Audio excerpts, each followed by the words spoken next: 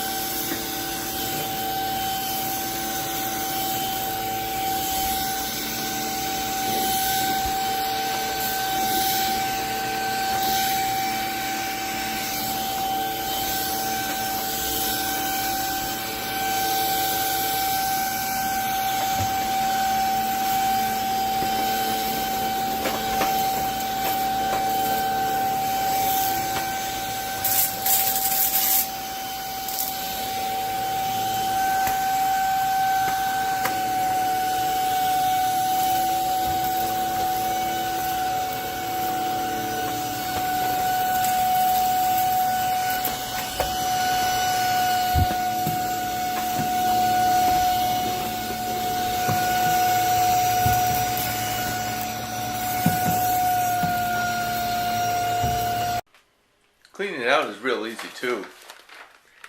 Just disconnect,